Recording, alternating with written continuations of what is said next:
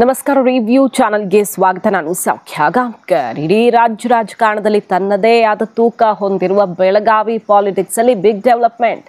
ಮೊನ್ನೆಯಷ್ಟೇ ಸಹಕಾರಿ ಸಂಘದ ವಿದ್ಯುತ್ ಸಹಕಾರಿ ಸಂಘದ ಚುನಾವಣೆಯಲ್ಲಿ ಅಲ್ಲೋಲ ಕಲ್ಲೋಲ ಆಗಿ ಇದು ಇಡೀ ರಾಜ್ಯದ ಗಮನ ಸೆಳೀತು.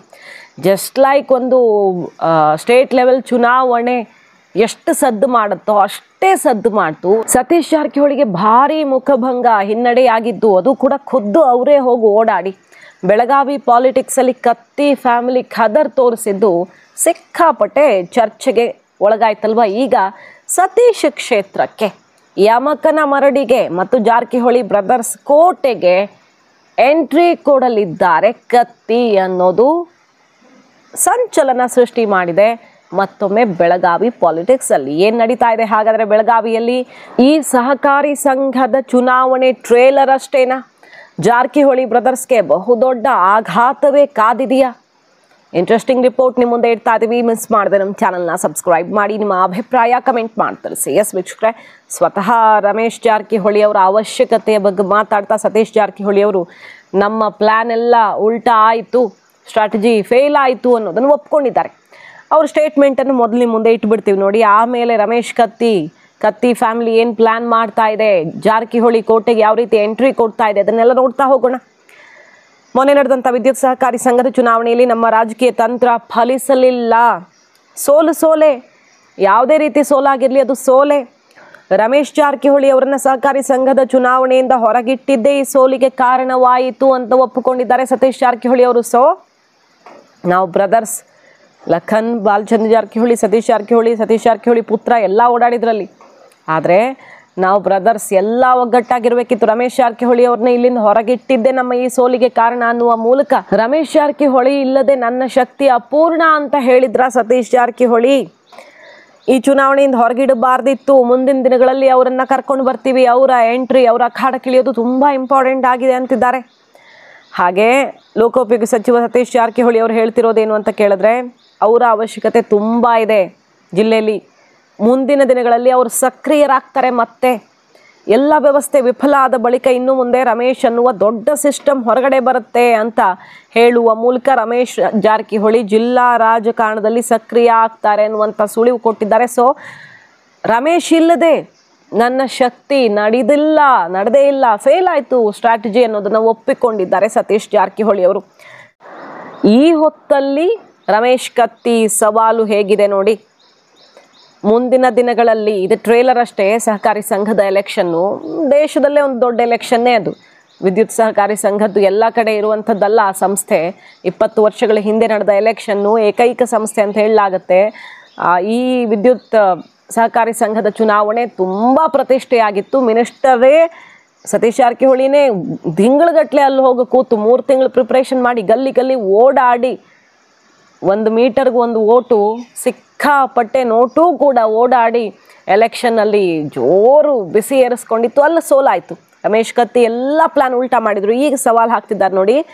ನೆಕ್ಸ್ಟ್ ನನ್ನ ಎಂಟ್ರಿ ಯಮಕನ ಮರಡಿ, ಗೋಕಾಕ್, ಅರಭಾವಿ, ಹಾಗೆ ನಿಪ್ಪಾಣಿ, ಜೊಲ್ಲೆಯವರ ನಿಪ್ಪಾಣಿ, ಜಾರಕಿಹೊಳಿ ಬ್ರದರ್ಸ್ ಇರುವಂತಹ ಗೋಕಾಕ್, ಯಮಕನ ಮರಡಿ, ಅರಭಾವಿ ಮತ್ತು ನಿಪ್ಪಾಣಿ ಕ್ಷೇತ್ರಗಳಿಗೆ ನನ್ನ ಮುಂದಿನ ಎಂಟ್ರಿ ಅಂತ ರಮೇಶ್ ಕತ್ತಿ ಸವಾಲನ್ನು ಹಾಕಿದ್ದಾರೆ.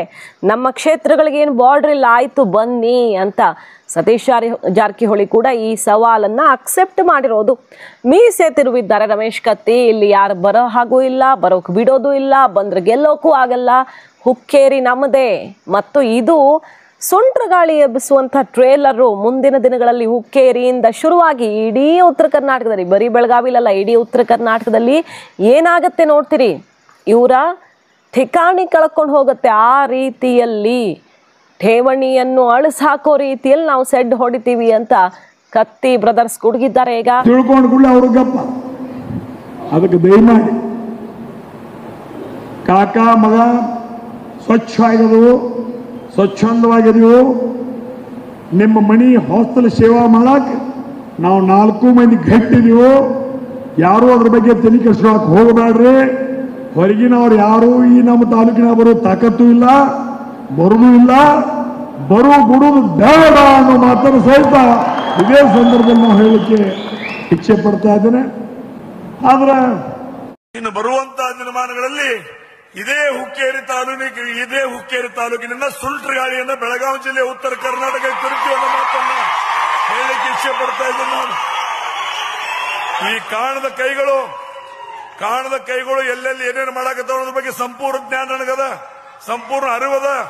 ಇವತ್ತು ಕಾಣದ ಕೈಗಳು ಯಾರೇ ಇದ್ರು ಏನೇ ಇದ್ರು ಸಹಿತ ಇವತ್ತಿನ ದಿವಸ ಜಾತ್ಯತೀತವಾಗಿ ಪಕ್ಷಾತೀತವಾಗಿ ನನ್ನ ಜಿಲ್ಲೆ ನನ್ನ ಉತ್ತರ ಕರ್ನಾಟಕವನ್ನು ಸಂಭಾಳಿಸುವಂತ ಜವಾಬ್ದಾರಿ ನನಗೂ ಅದ. ಆ ನಿಟ್ಟಿನಲ್ಲಿ ನಾನು ಮೈ ಕೊಡ್ಕೊಂಡು ಹೇಳೋದ್ರ ಮುಖಾಂತರ ಬರುವಂತ ದಿನಮಾನಗಳಲ್ಲಿ ಸುಂಟ್ರಗಾಳಿಯಾಗಿ ಇವತ್ತಿನ ದಿವಸ ಯಾರ ನಮ್ಮಲ್ಲಿ ಕೈ ಹಾಕಿದ್ರೆ ಅವ್ರವ್ರ ಮನ್ಯಾಗ ಕುಂಡಿಸುವಂತ ವ್ಯವಸ್ಥೆ ನಾನು ಮಾಡ್ತೇನೆ ಅನ್ನೋ ಮಾತನ್ನು ಸಹಿತ ಹೇಳಿಕ್ಕೆ ಇಚ್ಛೆ ಪಡ್ತಾ ಇದ್ದೀನಿ. ಎಲೆಕ್ಷನ್ ಸೋಲು ಗೆಲುವು ಇರ್ತೈತೆ, ಸೋತೀವಂತ ಹಂಗಿರಕ್ಕಾಗಲ್ಲ, ಮುಂದೆ ಗೆಲುವು ಆಗ್ಬೋದು, ಸೋಲಿನಿಂದ ಗೆಲುವು ಆಗೇ ಆಗ್ತದೆ. ಪ್ರಯತ್ನ ಮಾಡೋದಿತ್ತು, ಮಾಡಿದೀವಿ. ನಾವು ಮೊದಲು ಹೇಳಿದಂಗೆ ಇದು ನಮ್ಮ ಕಾರ್ಯಕರ್ತರ ರಕ್ಷಣೆಗೆ ಅಥವಾ ಒಂದು ಬೇಸ್ ರೆಡಿ ಮಾಡಲಿಕ್ಕೆ ಚುನಾವಣೆ ಮೊದಲೇ ಕೂಡ ಹೇಳಿದ್ದೀವಿ. ಗೆಲ್ಲಲಿಕ್ಕೆ ಎಲ್ಲ ರೀತಿಯ ಪ್ರಯತ್ನ ಮಾಡಿದ್ವಿ. ಆದರೆ ಬೇರೆ ಬೇರೆ ಕಾರಣಗಳಿಂದ ಸೋತಿದ್ದೀವಿ. ಅದು ಹೆಂಗೆ ಸೋತ್ರ ಸೋಲೆ, ಅದೇನು ನಾವು ಹೇಳಲಿಕ್ಕೆ ಸಾಕಷ್ಟು ನಮ್ಮ ಕಡೆ ಇದ್ರೂ ಕೂಡ ಒಂದು ಹೋಟ್ಲಿ ಸೋತರು ಅಷ್ಟೇ, 10 ಹೋಟ್ಲಿ ಸೋತ್ರಟ್ಟು ಸೋತಿದ್ದೀವಿ. ಸೊ ಮಾಡುವಂಥ ಎಲ್ಲ ಎಫರ್ಟ್ಸನ್ನು ಮಾಡಿದ್ದೀವಿ. ಆದರೆ ನಮ್ಮ ಕಾರ್ಯಕರ್ತರಿಗೆ ಒಂದು ಧೈರ್ಯ ತುಂಬಬೇಕಾಗಿತ್ತು, ಒಂದು ಹೊಸ ಬೇಸ್ ತಯಾರು ಮಾಡಬೇಕಿತ್ತು. ಬೇಸ್ ತಯಾರು ಮಾಡೋಲ್ಲಿ ಅಷ್ಟರ ಮಟ್ಟಿಗೆ ನಾವು ಯಶಸ್ವಿ ಆಗಿದ್ವಿ. ಸೋಲಿಗೆ ಪ್ರಮುಖವಾಗಿ ಕಾರಣ ಅಂದರೆ ನಮ್ಮ ಭಾಳಷ್ಟು ಓಟು ರಿಜೆಕ್ಟ್ ಆಗಿದಾವೆ. ಅಂದರೆ ಜಾಸ್ತಿ ಓಟ್ ಹಾಕಿದ್ದಾರೆ. ಅವ್ರಿಗೆ 9 ಹಾಕುವಲ್ಲಿ 10 ಹಾಕಿದ್ದಾರೆ, 15 ಹಾಕಿದ್ದಾರೆ. ಕೆಲವು ಕಡೆ 5,000 6,000 ಓಟ್ ರಿಜೆಕ್ಟ್ ಆಗಿದ್ದಾವೆ, 8,000ವರೆಗೆ ಆಗಿದಾವೆ. ಅದ್ರ section wise SC ST B. So ಅವೆಲ್ಲ ಒಂದು ಕಡೆ ಇದ್ರು. ಸೊ ಸ್ವಲ್ಪ ಈ ಕೋಆಪರೇಟಿವ್ ಸೆಕ್ಟರ್ ನಮಗೆ ಹೊಸದು. ಇಲ್ಲಿವರೆಗೆ ನಾವು ಜನರಲ್ ಎಲೆಕ್ಷನ್ ಮಾಡ್ತಿದ್ವಿ, ಇದು ನಮಗೆ ಹೊಸದು. ಆದರೂ ಕೂಡ ಮ್ಯಾಕ್ಸಿಮಮ್ ಪ್ರಯತ್ನ ಮಾಡಿ ಒಂದು ಹಂತಕ್ಕೆ ತರುವಂಥ ಪ್ರಯತ್ನ ಮಾಡಿದ್ವಿ. ಸೈಜೇಬಲ್ ಓಟ್ ಅಂತ ತೊಗೊಂಡಿವಿ. 12,000 ನಾವು ತೊಗೊಂಡ್ವಿ, 20,000 ಅವ್ರು ತೊಗೊಂಡಾರ. ಸೊ ಎಲ್ಲ ರೀತಿಯ ಪ್ರಯತ್ನ ಮಾಡಿದ್ರು. ಕೆಲವು ಕಡೆ ಮಿಸ್ ಮ್ಯಾನೇಜ್ಮೆಂಟು, ಕೆಲವು ನಮ್ಗೆ ತಿಳ್ಕೊಳ್ಳಿಕ್ಕೆ ಆಗಲಿಲ್ಲ, ಕೆಲವು ಇಲೆಕ್ಷನ್ ಆದ್ಮೇಲೆ ತಿಳ್ಕೊಳ್ಳಿಕ್ಕೆ ಸಾಧ್ಯ ಆಯಿತು. ಹಿಂಗಾಗಿ ಅಷ್ಟಾಗಿ ಟೈಮ್ ಮೀರೋಗಿತ್ತು. ಸೊ ನಾವೇನು ಗುರಿ ಇಟ್ಕೊತಿದ್ದೀವಿ ಅಷ್ಟನ್ನ ಯಶಸ್ವಿ ಆಗಿದ್ದೀವಿ. ನಾವು ಚುನಾವಣೆಯಲ್ಲಿ ಹೌದು, ಏನು ಮಾಡ್ಲಿಕ್ಕೆ ಆಗಲ್ಲ. ಅದು ಡಿಫರೆನ್ಸು ನಮ್ಮ ಓಟ್ ಸುಮಾರು ಹೇಳಿದ್ರಲ್ಲ 8,000 6,000 ಕೆಲವು ಕಡೆ ಮತದಾನ ಅಂದರೆ ಬಾದಾಗಿದಾವ ಅಂತ ಏನಂತೀರ ಅದಕ್ಕೆ ನಾವು ರಿಜೆಕ್ಟ್ ಆಗಿದಾವ, ತಿರಸ್ಕೃತ ಆಗಿದಾವ. ಸೊ ಅದು ಕೂಡ ಮೇಜರ್ ಹೊಡ್ತಾ ಇತ್ತು. ಸೊ ನಾವು ಅವ್ರ ಸ್ಟ್ರಾಟಜಿ ತಿಳ್ಕೊಳ್ಳಿಕ್ಕೆ ಸ್ವಲ್ಪ ಸಾಧ್ಯ ಆಗಲಿಲ್ಲ. ಸೊ ಇನ್ನು ಭಾಳಷ್ಟು ನಮ್ಮ ಕಾರ್ಯಕರ್ತರು ಕ್ಯಾಂಡಿಡೇಟು ಆಕ್ಟಿವ್ ಆಗಿ ಪಾರ್ಟಿಸಿಪೇಟ್ ಮಾಡಬೇಕಾಗಿತ್ತು. ಅಷ್ಟು ಮಾಡಲಿಕ್ಕೆ ಆಗದೆ ಅಂದ್ರೆ ಮತದಾರನ ಮುಟ್ಟಿದ್ರು ಕೂಡ ಮನವೊಲಿಸ್ಲಿಕ್ಕೆ ಅವ್ರನ್ನ ಈ ಥರ ಓಟ್ ಹಾಕಿ ಹೀಗಾಕಿ ಅಂತ ಹೇಳಲಿಕ್ಕೆ ಕನ್ವಿನ್ಸ್ ಮಾಡಲಿಕ್ಕೆ ಆಗಲಿಲ್ಲ. ಹೀಗಾಗಿ ಬೇರೆ ಬೇರೆ ಸುಮಾರು ಕಾರಣಗಳಿದೆ. ಆಗತ್ತಿಲ್ಲ, ಅದಕ್ಕೆ ಬಂದರೆ ಪ್ಯಾನೆಲೇ ಬರೋದು. ಯಾಕಂದ್ರೆ ಇಡೀ ಪ್ಯಾನೆಲ್ನ ನಾವು ಹೇಳಿರ್ತೀವಿ, ನೀವು ನಮ್ಗೆ 15 ಓಟ್ ಹಾಕಂತ ಹೇಳಿರ್ತೀವಿ. ಹಿಂಗಾಗಿ ಬಂದ್ರೆ 15 ಬರಬೇಕಿತ್ತು, ಹಾಗೂ ಕಡಿಮೆ ಬರೋ ಚಾನ್ಸ್ ಕಡಿಮೆ. ಜಾರಕಿಹೊಳಿ ಫ್ಯಾಮಿಲಿ ವಿರೋಧಿಗಳೇನಿದ್ರು ಅವರೆಲ್ಲ ಪಕ್ಷ ಭೇದ ಮರೆತು ನಿಮ್ಮ ವಿರುದ್ಧ ಗಟ್ಟಿಯಾಗಿತ್ತು ಅಂತೇಳಿ ಈ ಚುನಾವಣೆ ಹಿನ್ನಡೆ ಅಂತೇಳಿ ಅನ್ಕೊಟ್ಟಿದ್ದಾರೆ. ಹಿನ್ನಡೆ ಇಲ್ಲ, ಯಾಕಂದ್ರೆ ನಮ್ಮ ಸರಿಯಾಗಿ ನಮ್ಮ ಓಟ್ ಬಿದ್ದರೆ ನಾವು ಹೆಚ್ಚು ಕಮ್ಮಿ ಅಲ್ಲೇ ಬರ್ತಿದ್ವಿ. ನಮ್ದು ರಿಜೆಕ್ಟ್ ಆಗಿದ್ದ ಓಟ ನಾವು ಮಾಡಿದ್ರೆ ಇನ್ನೊಂದು ಸ್ವಲ್ಪ ಎಫರ್ಟ್ಸ್ ಮಾಡಿದ್ರೆ ನಾವು ಅಲ್ಲಿ ನಮ್ಮ ವಿರೋಧಿಗಳೆಲ್ಲ ಕೂಡಿ ಎಲೆಕ್ಷನ್ ಮಾಡಿದ್ರೆ ಅದೇ ಪ್ರಶ್ನೆ ಇಲ್ಲ. ಆದರೂ ಕೂಡ ನಾವು ಏನು ಕಡಿಮೆ ನೋಡ್ತಾ ಅವ್ರು 30 ವರ್ಷ ರಾಜಕಾರಣ ಮಾಡಿ 20,000 ಓಟು, ನಾವು 3 ತಿಂಗಳ ಮಾಡಿ 12,000. ನಾವು ಆಡಳಿತ ಮಾಡಿದ್ದು ಬರೀ 3 ತಿಂಗಳ 12,000 ಓಟ್ ತೊಗೊಂಡ್ವಿ. ಅವರು 30 ವರ್ಷದಿಂದ ಅವರ ಆಡಳಿತದಲ್ಲಿ ಇದೆ. ಇಲ್ಲ ಇಲ್ಲ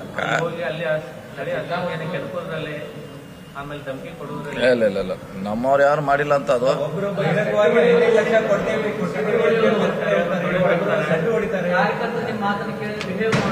ಇಲ್ಲ. ಅದು ಆ ಚುನಾವಣೆ DCC ಬ್ಯಾಂಕ್ ಇದಕ್ಕೂ ಸಂಬಂಧ ಇಲ್ಲ. ಅದು ಚುನಾವಣೆ ಇಲ್ಲ, ಆ ಚುನಾವಣೆ ಬೇರೆ, ಈ ಚುನಾವಣೆ ಬೇರೆ. ಆದರೂ ಕೂಡ ಸಹಜವಾಗಿ ಓಟ್ ತೊಗೊಂಡ್ವಿ, ಭಾಳಷ್ಟು ನಮ್ಮ ಓಟ್ ರಿಜೆಕ್ಟ್ ಆಗಿದೆ. ಕೆಲವು ಸ್ಟ್ರಾಟಜಿ ಮಾಡುವಲ್ಲಿ ನಮ್ಮಿಂದ ಮಿಸ್ ಆಗಿದೆ. ಸೊ ಹೀಗಾಗಿ ಸೋತಿದ್ವಿ. ಆದ್ರೆ ಬೇಸ್ ಅಂತಿ ರೆಡಿ ಆಗಿದೆ ನಮ್ದು ಒಂದು. ಟಿಕೆಟ್ ಕೊಟ್ಟಿದ್ರಿ, ಆ ಲೀಡರ್ಸ್ ಏನ್ ಭಾಷಣ ಮಾಡಬೇಕಾಗಿತ್ತು ಅಥವಾ ಜನರಲ್ ತಿಳಿಯಬೇಕಾಗಿತ್ತು ಅದು ಭಾಷೆನಿಂದ ಓಟ್ ಯಾರು ಹಾಕಿಲ್ಲ ರೀ. ಅವರು ಸಂಘಟನೆ ಭಾಳ ಭಾಷಣ ಮಾಡ್ಯಾರ, ಎಲ್ಲರೂ ಬಂದಂತೇನು ಅದರಿಂದ ಓಟ್ ಪರಿವರ್ತನೆ ಆಗಿಲ್ಲ ರೀ. ಅವ್ರದೇ ಅದು ಇಂಟ್ಯಾಕ್ಟ್ ಓಟ್ ಇತ್ತು. ಹೌದು, ಅದನ್ನ ಅವರು ಹಾಕ್ಸ್ಕೊಳ್ಳಲ್ಲಿ ಯಶಸ್ವಿ ಆದ್ರು. ಓಪನ್ ಇದೆ, ಅದೇನು ಬಾರ್ಡರ್ ಇದೆ ಅಲ್ಲಿ. ನೀವು ಆ ತರ ಹೇಳಿದ್ರೆ ನಿಮ್ಮ ಕಾರ್ಯಕರ್ತರು ಬರ್ಸ್ಕೊಂಡಿದ್ರೆ ಅಂತ ಹೇಳಿದ್ರು, ಆ ನಿಟ್ಟಿಗೆ ಅವ್ರು ಉತ್ತರ ಕೊಟ್ಟರು. ಅದಕ್ಕೆ ನೀವೇನು ಹೇಳ್ತೀವಿ? ನಾವ್ ಹೇಳಿದ್ರಲ್ಲ, ಬಾರ್ಡರ್ ಇಲ್ಲ. ಅದ ಸ್ವಾಗತ ಮಾಡ್ಕೋತಾರ ಹೇಗೆ ಅಂತ ಹೇಳಿ. ಬಾರ್ಡರ್ ಇಲ್ವೇ ಇಲ್ಲ, ಓಪನ್ ಇದೆ. ಯಾರು ಬೇಕಾದ್ರೆ ಇಲ್ಲಬೇಕಾ, ಇತರ ಯಾರು ಕೇಳಿ ಹೋಗ್ಬೇಕಾ? ನಾವು ಕೇಳಿ ಹೋಗೋದು ಅವಶ್ಯಕತೆ ಇಲ್ಲ, ಅವರು ಕೇಳೋದು ಅವಶ್ಯಕತೆ ಇಲ್ಲ. ಅಲ್ಲಿನ ಬಾಯಿನ ನಿರ್ಬಂಧ ದಿಗ್ಬಂಧನ ಏನಿಲ್ಲ. ಯಾರು ಬೇಕಾದ್ರೆ ಇಲ್ಲಿ ಹೋಗ್ಲಿಕ್ಕೆ ಫ್ರೀ ಆಗಿದೆ. ಸರ್, ಈಗ ಪ್ರತಿ ಸರಿ ಕತ್ತಿಯವರು ಒಂದನ್ನ ಹೇಳ್ತಾ ಇದ್ರು, ಗೋಕಾಕ್ ಮಾಡೆಲ್ ಅನ್ನುವಂಥದ್ದು. ಗೋಕಾಕ್ನಲ್ಲಿ ಡ್ರಗ್ಸ್ ಮಾಫಿಯಾ ಇದೆ, ಅಲ್ಲಿ ದಬ್ಬಾಳಿಕೆ ಇದೆ, ಆಸ್ತಿಯನ್ನ ಬರ್ಸ್ಕೊಳ್ತಾ ಇದ್ದಾರೆ. ಇದನ್ನ ಒತ್ತಿ ಹೇಳಿ ಅದು ಏನಾದ್ರು ಇಂಪ್ಯಾಕ್ಟ್ ಆಯ್ತಾ ಅಥವಾ ಏನ್ ಸರ್? ಅದು ಯಾವುದೂ ಆಗಿಲ್ಲ, ಭಾಷಣ ಆಗಿಲ್ಲ ಅಥವಾ ಅವ್ರ ಅಪಪ್ರಚಾರ ಕೂಡ ಆಗಿಲ್ಲ. ನಮ್ಮ ಓಟನ್ನು ನಾವು ಹಾಕ್ಸ್ಕೊಳ್ಳಲ್ಲಿ ವಿಫಲರಾಗಿದ್ದೀವಿ, ಅಷ್ಟೇ ಸಿಂಪಲ್. ಗೋಕಾಕ್ ಪರಿಸ್ಥಿತಿಯನ್ನು ಪದೇ ಪದೇ ಪ್ರತಿ ಇಲೆಕ್ಷನ್ ಹೇಳ್ತಾರ. ಅದ ಈಗಿಂದ ಅಲ್ಲ, ಅದು 20 ವರ್ಷದಿಂದ ಹೇಳ್ತಾರ, ಹೊಸದೇನಲ್ಲ ಅದು. ಬೆಳಗಾವಿ ಪಾಲಿಟಿಕ್ಸ್ ಅಲ್ಲಿ ಜಾರಕಿಹೊಳಿ ಬ್ರದರ್ಸ್ ಯಾವ ರೀತಿ ಟಾರ್ಗೆಟ್ ಆಗಿದ್ದಾರೆ ಅನ್ನೋದು ಗೊತ್ತು. ಸತೀಶ್ ಜಾರಕಿಹೊಳಿ ಇರಲಿ, ರಮೇಶ್ ಜಾರಕಿಹೊಳಿ ಇರಲಿ, ಎಲ್ಲ ಬ್ರದರ್ಸನ್ನು ಮೂಲೆಗುಂಪು ಮಾಡಲೇಬೇಕು, ಅವರ ಹಿಡಿತ ತಪ್ಪಿಸಲೇಬೇಕು ಅಂತ ಒಂದು ಕಡೆ ಲಕ್ಷ್ಮೀ ಹೆಬ್ಬಾಳ್ಕರ್ ಅವರ ಫ್ಯಾಮಿಲಿ ಮತ್ತಷ್ಟು ಬಲಿಷ್ಠ ಮಾಡ್ಕೊಳ್ತಿದ್ದಾರೆ. ಮೊನ್ನೆ ಅಷ್ಟೇ ಚಂದ್ರರಾಜ್ ಹಟ್ಟಿಹಳ್ಳಿ ಅವ್ರಿಗೆ ಗೆಲುವಾಯಿತು, ಅದೇ ರೀತಿ ಅಲ್ಲಿ ಲೋಕಲ್ ಎಲೆಕ್ಷನ್ನಲ್ಲಿ. ಮತ್ತು ಈ ಕಡೆ ಸೌದಿ ಲಕ್ಷ್ಮಣ್ ಸವದಿ ಅವರು ಕಾಂಗ್ರೆಸ್ಗೆ ಬಂದಾಗ ಅವ್ರಿಗೆ ದೊಡ್ಡ ಕುರ್ಚಿ ಸಿಗಬೇಕಿತ್ತು, ಆದರೆ ಮಿಸ್ ಆಗಿದ್ದೇ ಸತೀಶ್ ಜಾರಕಿಹೊಳಿ ಅವರಿಂದ ಅನ್ನುವಂಥ ಒಂದು ಬೇಸರ ಇದೆ. ಅವರು ಕೂಡ ಸಚಿವ ಸ್ಥಾನಕ್ಕಾಗಿ ಕಾದು ಕೂತಿದ್ದಾರೆ. ಮತ್ತು ಸತೀಶ್ ಜಾರಕಿಹೊಳಿ ಅವರನ್ನು ಚಾನ್ಸ್ ಸಿಕ್ಕಿದ್ರೆ ಬಗ್ಗಿಸೋದಕ್ಕೆ ಅವರೂ ಕಾಯ್ತಿದ್ದಾರೆ. ಇನ್ನೊಂದು ಕಡೆಯಲ್ಲಿ ಕತ್ತಿ ಬ್ರದರ್ಸು, ಮತ್ತೊಂದು ಕಡೆಯಲ್ಲಿ DK ಶಿವಕುಮಾರ್. ಇಡೀ ಬೆಳಗಾವಿ ಪಾಲಿಟಿಕ್ಸ್ ಮೇಲೆ ಕಣ್ಣಿಟ್ಟಿರೋದು ಗೊತ್ತಿರೋ ವಿಷಯವೇ. ಯಾಕಂದರೆ ಸತೀಶ್ ಜಾರಕಿಹೊಳಿ KPCC ಅಧ್ಯಕ್ಷ ಹುದ್ದೆ ಮೇಲೆ ಕಣ್ಣಿಟ್ಟಿದ್ದಾರೆ. ಡೈರೆಕ್ಟ್ ನವೆಂಬರಲ್ಲಿ ಸಂಪುಟ ಸರ್ಜರಿ ಆಗುತ್ತೆ ಅಂತ ಹೇಳಲಾಗ್ತಿದ್ದು, ಅಧ್ಯಕ್ಷ ಕುರ್ಚಿಗೆ ಸಚಿವ ಸ್ಥಾನ ಇಲ್ಲದ, ಅಂದರೆ ಸಚಿವ ಸ್ಥಾನ ಯಾರಿಗೋ ಒಬ್ರಿಗೆ ಮಿಸ್ ಆಗತ್ತಂತೆ, ಅವರಿಗೆ ಅಧ್ಯಕ್ಷ ಕುರ್ಚಿ ಅಂತ ಈಗ ಹೈಕಮಾಂಡ್ ಮೂಲದಿಂದ ಸಿಕ್ಕಿರುವಂಥ ಒಂದು ಸ್ಫೋಟಕ ಮಾಹಿತಿ. ಆ ಕುರ್ಚಿಯಲ್ಲಿ ಸತೀಶ್ ಜಾರಕಿಹೊಳಿ ಅವರು ತಮ್ಮ ಸಚಿವ ಸ್ಥಾನವನ್ನು ತ್ಯಜಿಸಿ ಕೂರ್ತಾರಾ? ನನಗೆ ಸಚಿವ ಸ್ಥಾನ ಬೇಡ, ಬೇರೆಯವರೆಲ್ಲ ಎಲ್ಲ ಒಟ್ಟೊಟ್ಟಿಗೆ ಬೇಕು, DCM ಬೇಕು, ಸಚಿವ ಸ್ಥಾನನೂ ಬೇಕು, ಅಧ್ಯಕ್ಷಗಿರಿನೂ ಬೇಕು ಅಂತಾರೆ. ಆದರೆ ನಾನು ಎಲೆಕ್ಷನ್ಗೋಸ್ಕರ ಎಲ್ಲವನ್ನ ತ್ಯಜಿಸ್ತೀನಿ ಅಂತ ಅಧ್ಯಕ್ಷಗಿರಿ ಮೇಲೆ ಕಣ್ಣಿಟ್ಟಿದ್ದಾರಾ ಅನ್ನೋ ತನಕ ಚರ್ಚೆ ಆಗ್ತಿದೆ. ಈ ಹೊತ್ತಲ್ಲಿ ರಾಜ್ಯ ರಾಜಕಾರಣ ಏನು, ನಿಮಗೆ ಜಿಲ್ಲಾ ರಾಜಕಾರಣದಲ್ಲೂ ಹಿಡಿತ ತಪ್ಪಿಸ್ತೀನಿ ಅನ್ನೋ ಮಟ್ಟಿಗೆ DK ಶಿವಕುಮಾರ್ ಅವರು ಸೆಡ್ ಹೊಡಿತಿದ್ದಾರೆ. ಹೀಗಿರುವಾಗ ಸತೀಶ್ ಜಾರಕಿಹೊಳಿ ಅವ್ರಿಗೀಗ ಈ ವಿದ್ಯುತ್ ಸಹಕಾರಿ ಸಂಘದ ಚುನಾವಣೆಯಲ್ಲಾದ ಹಿನ್ನಡೆ ಭಾರೀ ಮುಖಭಂಗವೇ ಆಗಿದೆ. ಇನ್ನೇನು ಇವರು ಸ್ಟೇಟ್ ಪಾಲಿಟಿಕ್ಸ್ ಮಾಡೋದು, ಜಿಲ್ಲೆಯಲ್ಲಿಯೇ ಹಿಡಿತಾ ಇಲ್ಲ, ಪಕ್ಕದ ತಾಲೂಕಿಗೆ ಹೋಗಿ ಏನು ಮ್ಯಾಜಿಕ್ ಮಾಡೋಕ್ಕಾಗಲ್ಲ ಇವ್ರ ಹತ್ರ, ಇನ್ನೇನು ರಾಜ್ಯದಲ್ಲಿ ರಾಜಕಾರಣ ಮಾಡ್ತಾರೆ ಅನ್ನೋ ರೀತಿಯಲ್ಲಿ ಅತಿ ದೊಡ್ಡ ಸಂದೇಶ ರವಾನೆಯಾದಂತಾಯ್ತಾ? ಶತ್ರುಗಳಿಗೆ ಇದು ಅಸ್ತ್ರವಾಯ್ತಾ? ನೋಡಿ ಏನು ಹೇಳ್ತಿದ್ದಾರೆ ಅವರು. ಚುನಾವಣೆಯಲ್ಲಿ ಅನೇಕ ಮತಗಳು ರಿಜೆಕ್ಟ್ ಆಗಿವೆ. ಸಹಕಾರಿ ಕ್ಷೇತ್ರದಲ್ಲಿ ನಮ್ಮದು ಹೊಸ ಚುನಾವಣೆ, ಹುಕ್ಕೇರಿಯಲ್ಲಿ 12,000 ಮತ ಪಡ್ಕೊಂಡಿದ್ದೀವಿ. ನಮ್ಮಿಂದ ಮಿಸ್ ಮ್ಯಾನೇಜ್ಮೆಂಟ್ ಆಗಿರೋದು ಹೌದು. ವಿರೋಧಿಗಳ ಸ್ಟ್ರಾಟಜಿ ತಿಳ್ಕೊಳ್ಳುವಲ್ಲಿ ನಾವು ಫೇಲ್ ಆಗಿದ್ದೀವಿ. ರಿಜೆಕ್ಟ್ ಆಗದೇ ಇದ್ದಿದ್ರೆ ಮತಗಳು ನಾವು ಬರ್ತಾ ಇದ್ವಿ. 3 ತಿಂಗಳಲ್ಲಿ 12,000 ಮತ ಪಡ್ಕೊಂಡಿದ್ದೀವಲ್ಲ, ಅದೇ ಗ್ರೇಟ್ ಅನ್ನೋ ರೀತಿಯಲ್ಲಿ ಅವರೇನೋ ಸಮಾಧಾನ ಮಾಡಿಕೊಂಡು ಕಾರ್ಯಕರ್ತರನ್ನ ಸಮಾಧಾನ ಮಾಡಿ ಡ್ಯಾಮೇಜ್ ಕಂಟ್ರೋಲ್ ಮಾಡೋ ಪ್ರಯತ್ನ ಏನೋ ಮಾಡಿದ್ದಾರೆ. ಬಟ್ ಬೆಳಗಾವಿ ಪಾಲಿಟಿಕ್ಸಲ್ಲಿ ಎಲ್ಲಿ ಬೇಕಾದರೂ ಜಾರಕಿಹೊಳಿ ಬ್ರದರ್ಸ್ ಒಟ್ಟಾದರೆ ಏನು ಬೇಕಾದರೂ ಮಾಡಿಬಿಡ್ತಾರೆ ಅನ್ನೋ ಮಾತಿಗೆ ಚ್ಯುತಿ ಬಂದಿದೆ ಈ ಎಲೆಕ್ಷನ್ ಮೂಲಕ. ರಮೇಶ್ ಕತ್ತಿ ಅವರು ಬೇರೆ ಮೀಸೆ ತಿರುವಿ ಇಡೀ ಜಿಲ್ಲೆಯೆಲ್ಲ ಆವರಿಸುತ್ತೆ ಈ ಕಿಚ್ಚು, ಸೊಂಟ್ರ ಗಾಳಿ ಎಬ್ಬಿಸ್ತೀವಿ ಅನ್ನೋ ಓಪನ್ ಚಾಲೆಂಜ್ ಹಾಕಿದ್ದಾರೆ. ಸೊ DK ಎಫೆಕ್ಟು ಕೂಡ ಅಲ್ಲಿ ಕೆಲಸ ಮಾಡ್ತಾ ಇದೆಯಾ ಬೆಳಗಾವಿಯಲ್ಲಿ ಬೇರೆ ಬೇರೆ ವಿಚಾರಗಳಲ್ಲಿ? ಇಲ್ಲಿ ಈ ಎಲೆಕ್ಷನ್ ಅಂತಲ್ಲ, ಬೇರೆ ಬೇರೆ ವಿಚಾರಗಳಲ್ಲಿ ಬೇರೆಯವ್ರಿಗೆಲ್ಲ ಬಲ ತುಂಬುವಲ್ಲಿ. ಈಗ ಸೌದಿ ಅವ್ರಿಗೇನಾದರೂ ಸಚಿವ ಸ್ಥಾನ ಸಿಕ್ಕಿಬಿಟ್ರೆ ಬೆಳಗಾವಿ ಪಾಲಿಟಿಕ್ಸಲ್ಲಿ ಮತ್ತೊಂದು ಪವರ್ ಸೆಂಟರ್ ಕ್ರಿಯೇಟ್ ಆಗಿಬಿಡುತ್ತೆ.